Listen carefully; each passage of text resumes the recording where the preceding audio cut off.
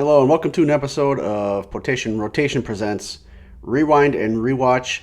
Kind of cheating on this one a little bit, but it kind of also fits. Rewind and Rewatch is supposed to be me watching something again that most people don't really like, a bomb or a flop or something that was just financially a bad movie to make, just a mess and nonsensical, something that maybe seeing as a kid or as a teenager you kind of liked, but would you appreciate it as an adult? Probably not. That's like the whole purpose of Rewind and Rewatch. However, I kind of feel like Zack Snyder's Justice League kind of fits because it's kind of like rewinding time, like The Flash, going back and going back to the beginning and before Justice League came out and making things right, so to speak, with Zack Snyder's vision of what Justice League should have been. So I kind of think that it fits, sort of, kind of, and I wanted to talk about it. Before we go into that, I want to talk about the theatrical version of Justice League. I really didn't care for it. It was fun at times, but there was a lot of things about it that just were forced, that didn't make sense. I mean, really, the DC universe, as far as the films go, we all know they tried to kind of jump on the bandwagon of what Marvel had already been building on for, 10 years. And they just wanted to thrust everything together, like as quickly as possible. And that's what Justice League was. They just kind of shoddily tossed everything together with barely any buildup. You had Man of Steel, fine, that's great. That introduced our new Superman. And then you had Batman versus Superman, which was kind of a poor setup leading into Justice League. But yeah, I wasn't too keen on it. It was fun. It was fine. But basis of comparison, the standard is Marvel. That's the gold standard. It's what Marvel's done. And anything DC does is it's going to be compared to Marvel. So, compared to Marvel, it's trash. Most of the DC films have not been good. Man of Steel, I liked. I enjoyed Man of Steel. That one's kind of mixed. There's some people that like it and some people that don't. Wonder Woman was a great film, and so was Shazam. I thought Shazam was fantastic. It was fun. It's a great film. Aquaman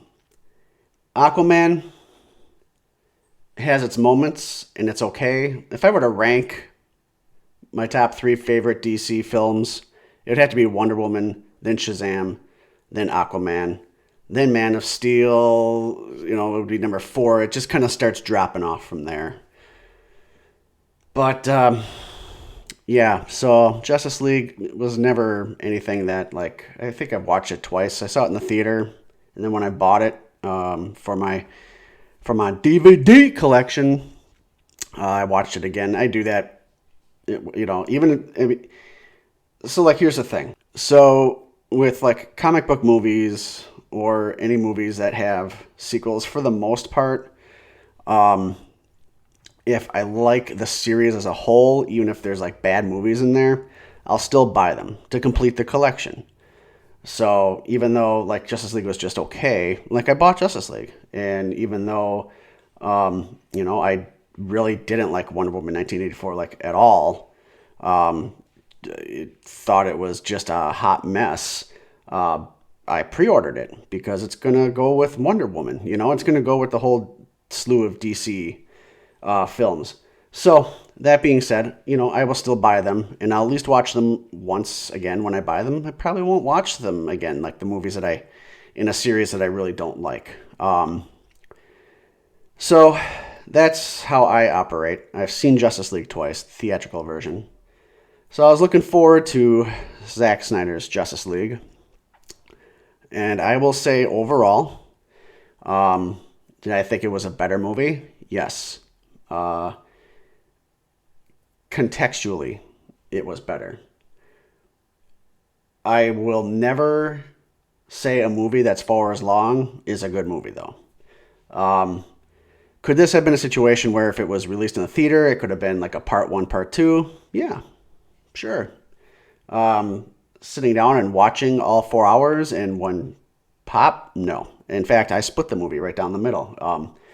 It comes in chapters. I watched the first 3 chapters, which takes care of about the first 2 hours. And then I watched the final 3 and the epilogue on day 2. So I split the movie, which made it bearable. However, if you do that, part 1, part 2, it's a little bit more manageable, and you can kind of, take a while to decompress then in between both viewings and kind of think about what you just saw for the first, initial 2 hours, and then think about, what you're going to see for the next 2 hours, and then think about the last 2 hours that you just watched, and then think about it as a whole. Like, it works well that way. But what I liked about it, it's still not a perfect film, and it has a lot to do with the fact that it's so long. And it's still not, still comparing it to Marvel, it's not a Marvel movie. Unfortunately, it's not the Avengers. But, however, I will give credit where credit's due. The narrative is a lot better. It takes 4 hours to flesh it out and to let you know why things are happening the way they are. And there's some changes that were made that overall fit the narrative better than what the original did. And I'll give some examples. I'm going to go through like some changes that were made between the two. So, kind of spoilery. So I've kind of felt that Zack Snyder's vision was a better one. And I especially loved Victor, aka Cyborg's whole character arc. He gets a fantastic character arc, and I think that that it shines.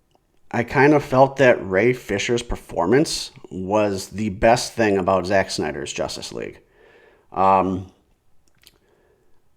It was just phenomenal, and Cyborg gets like this great arc in the movie, and a lot of it has to do with the fact that in this version his father dies, and that kind of explains why he's so strong-willed to succeed, even more so at the end of the movie.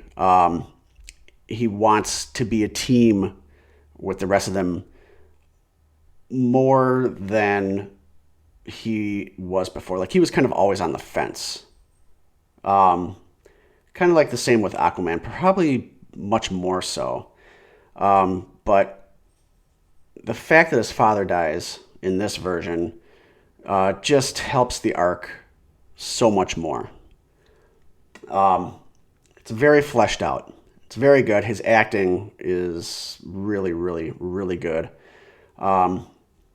Before that, I thought Aquaman was the best part of Justice League in the OG theatrical cut. Not anymore. I think Cyborg is in this version. And, just subtle things, little decisions that were changed as to why decisions are made. It's kind of a weird thing. They made decisions to change things that then in the movie, as they're presented, makes a lot more sense as to why decisions are made in the film. And I'll let you know what that means in a minute. So I will be honest with you. When this thing comes out on DVD, I'm going to buy it. And to be honest with you, I'm probably going to...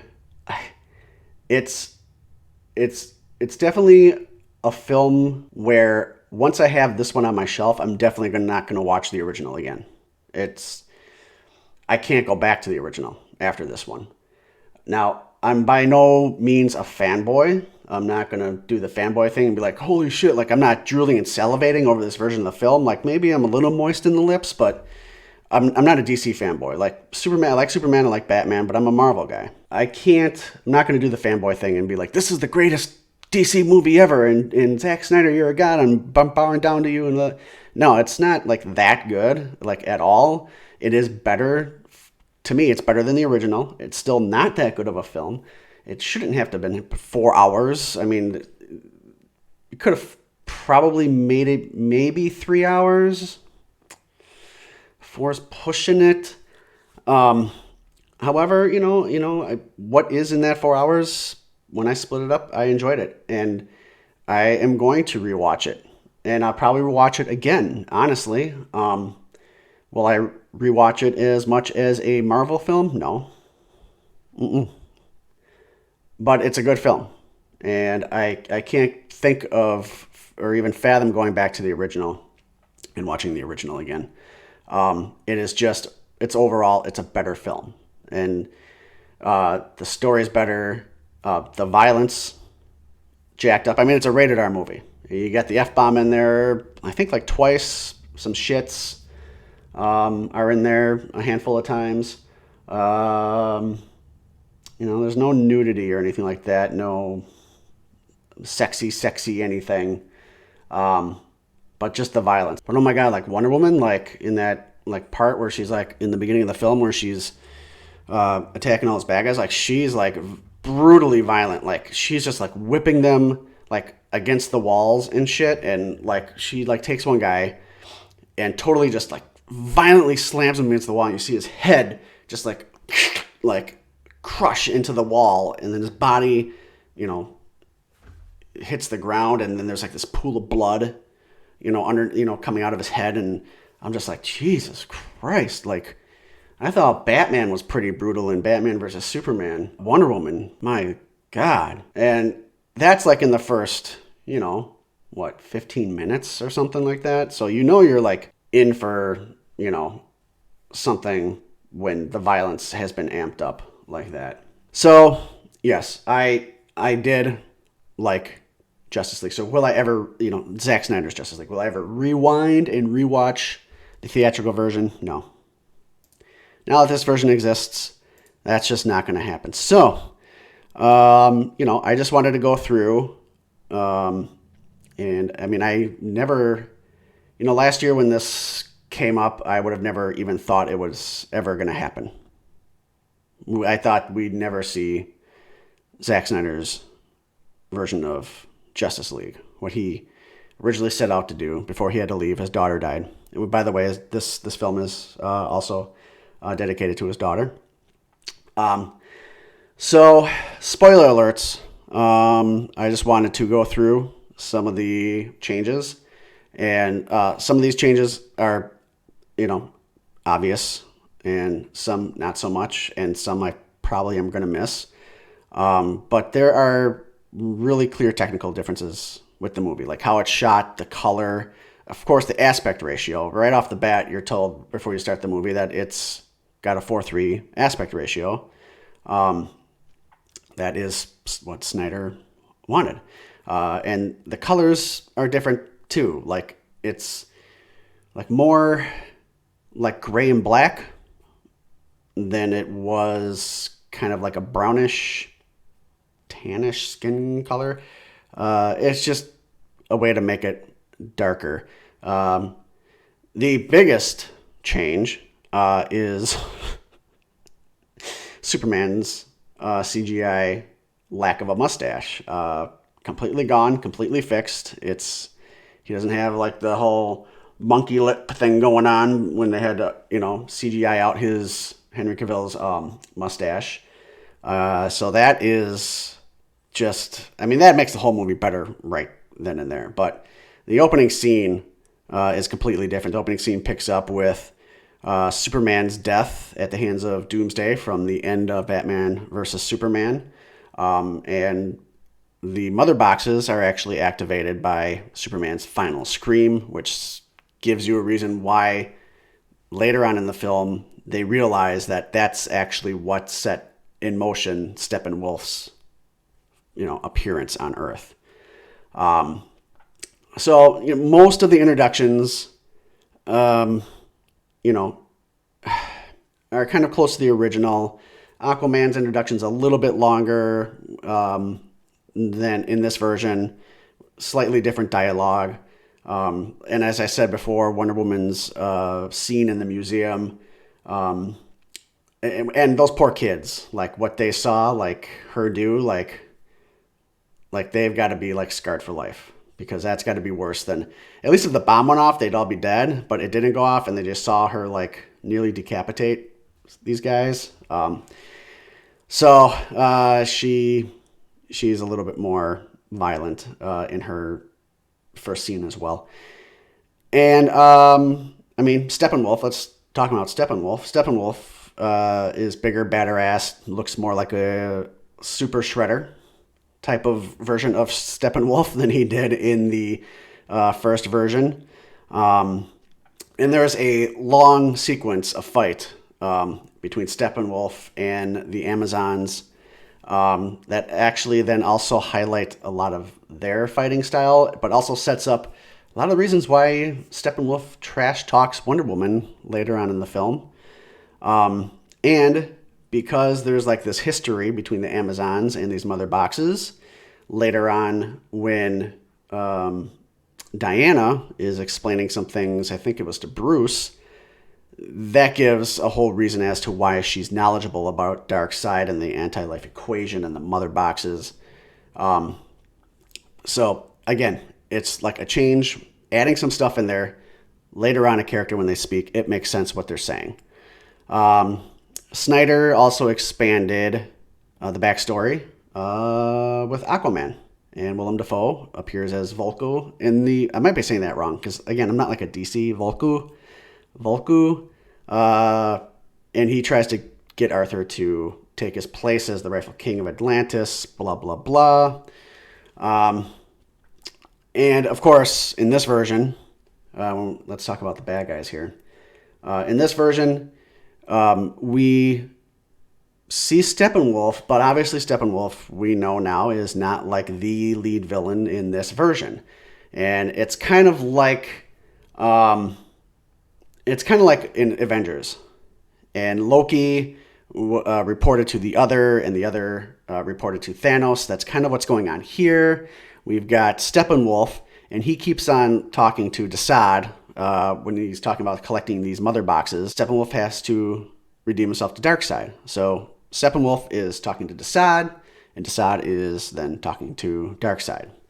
So that's a little linear with Marvel's Avengers.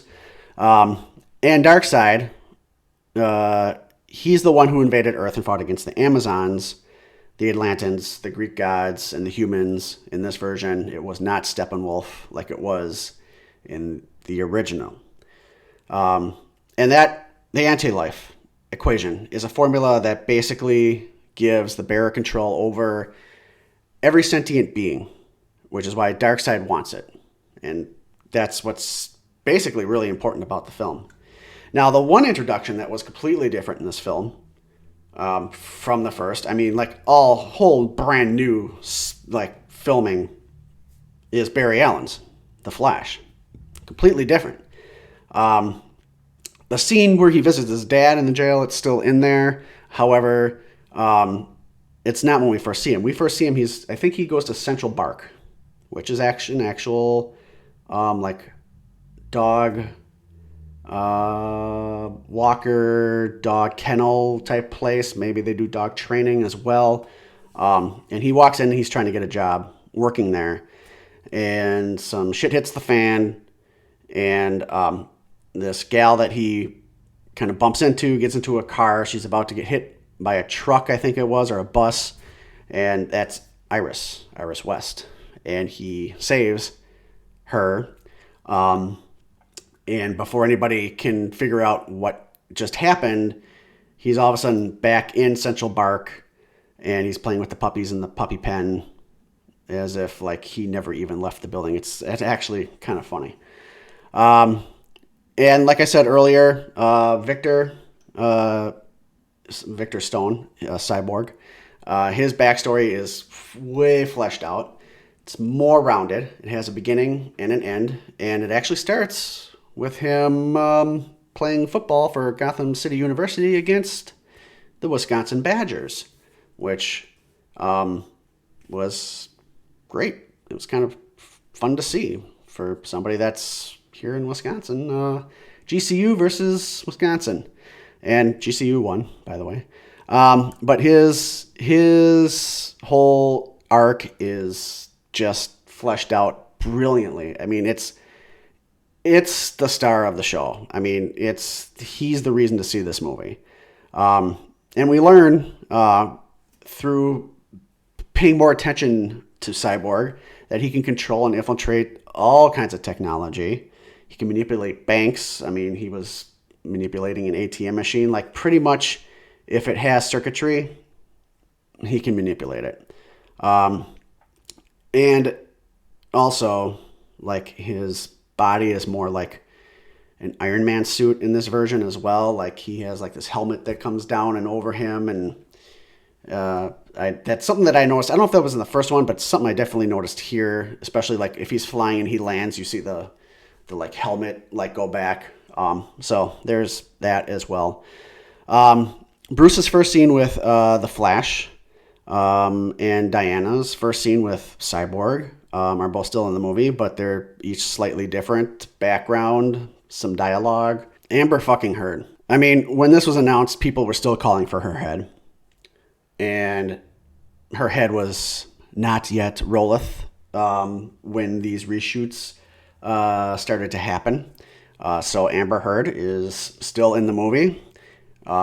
New scenes were shot with her. In fact, she's now British. A British Atlantean. Whereas in the first one, she wasn't British.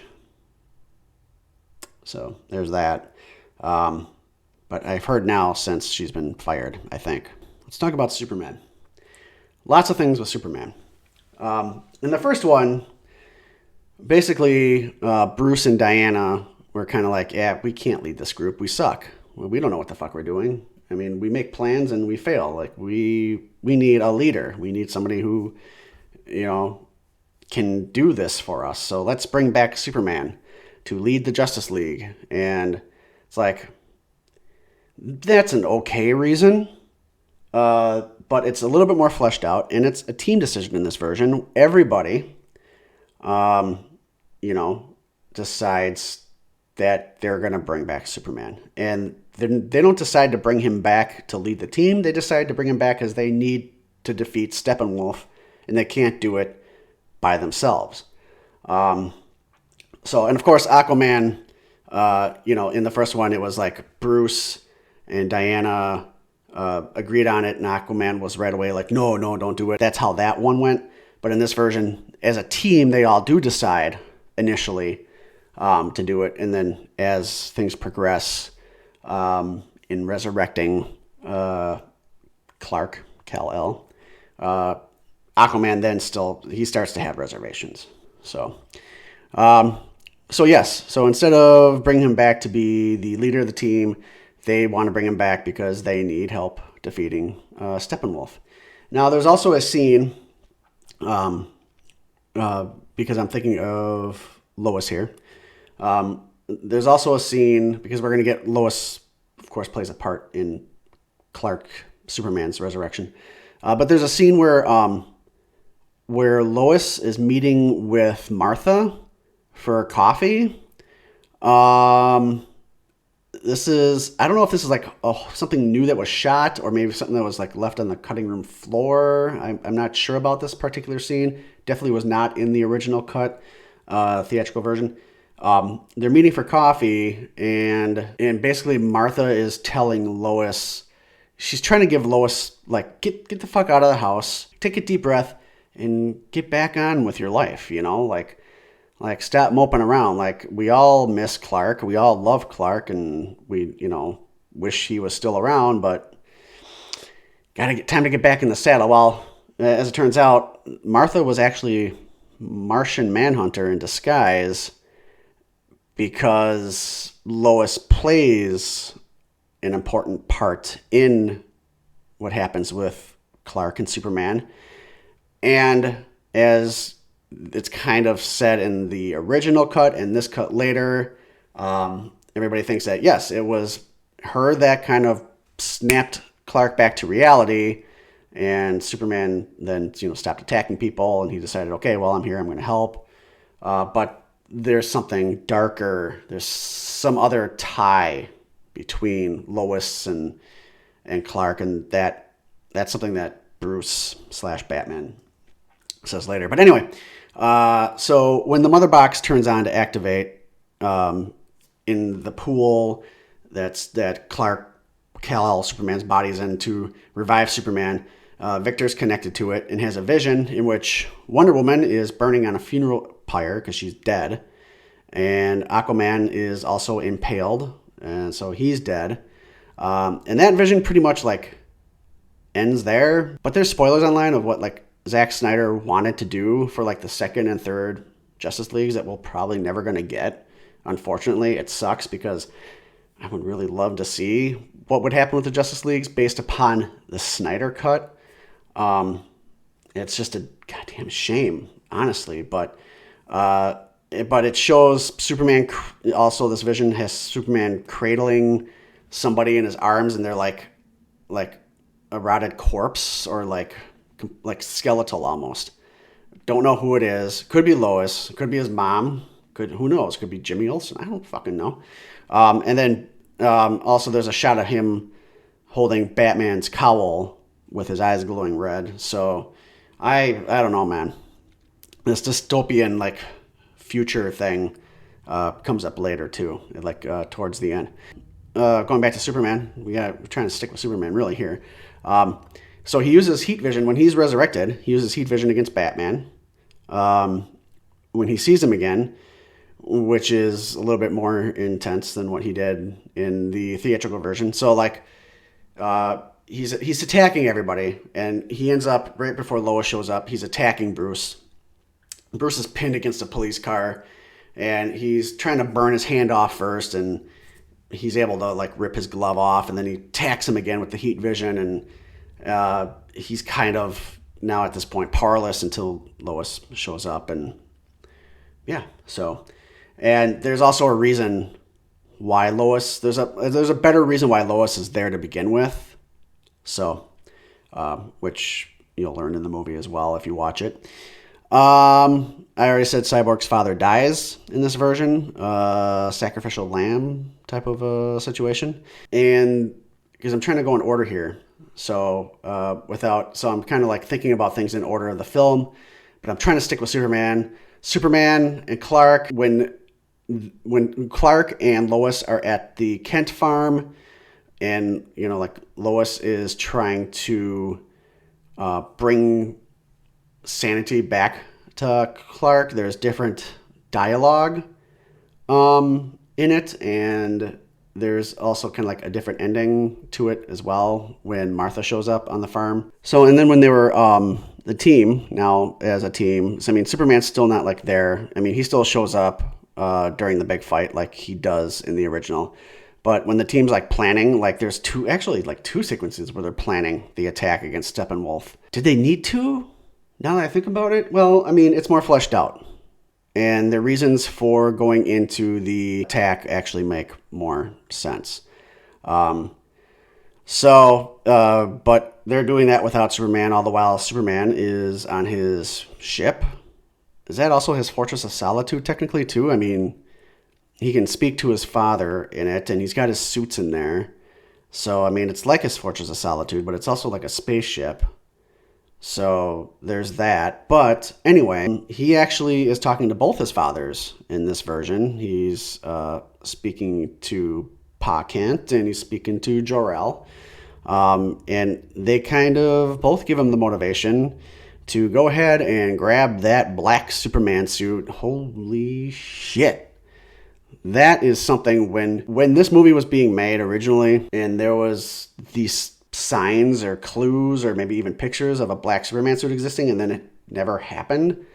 Like, I just think that, like, that black Superman suit, man. I mean, I'm getting chills thinking about it. Not going to lie.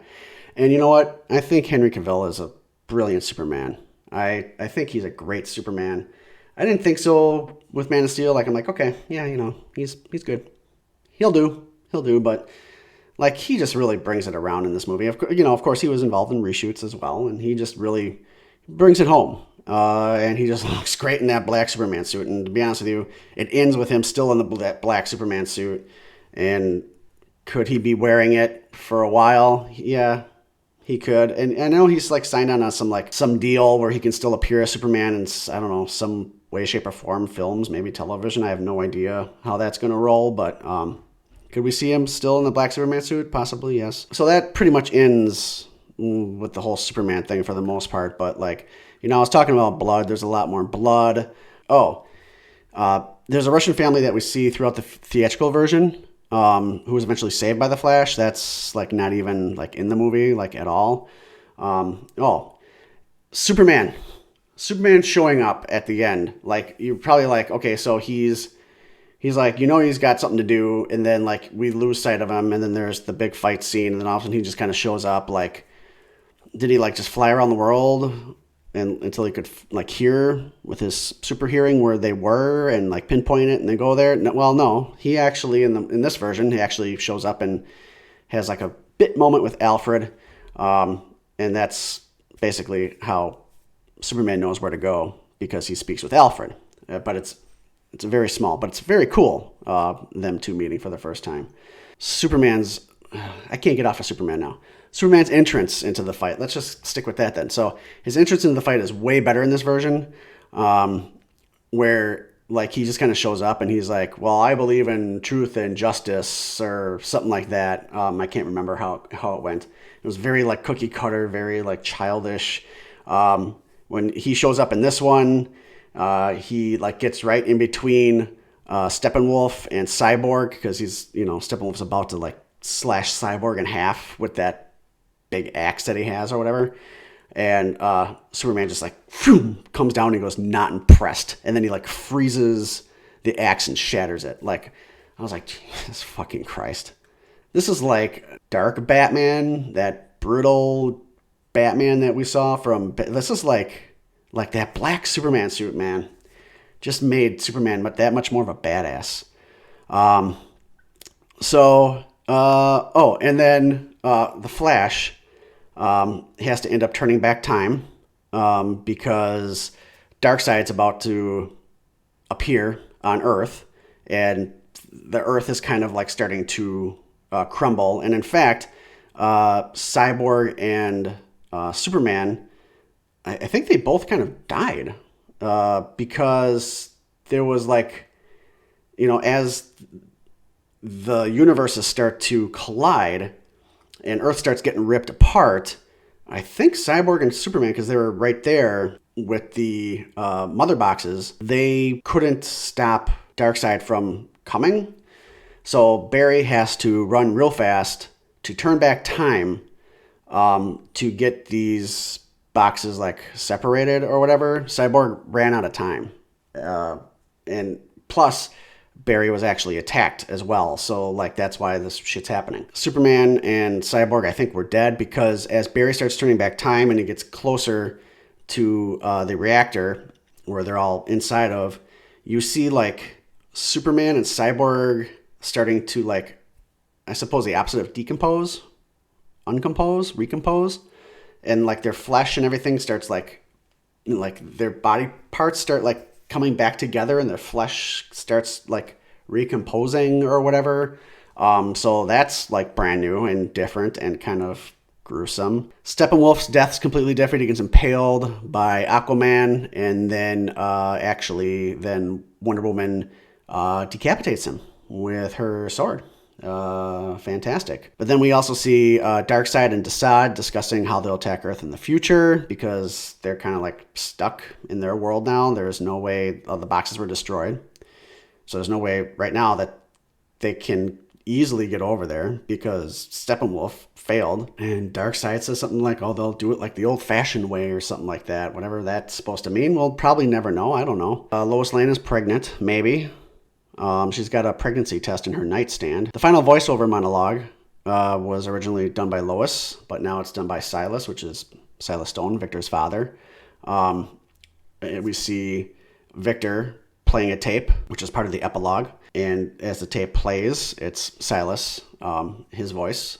That's now the voiceover. And it's kind of like an extra like 1-2 punch to the gut for like what Silas did, his sacrifice for the greater good of humanity, really. Oh yeah, so Lex Luthor's not actually in Arkham anymore.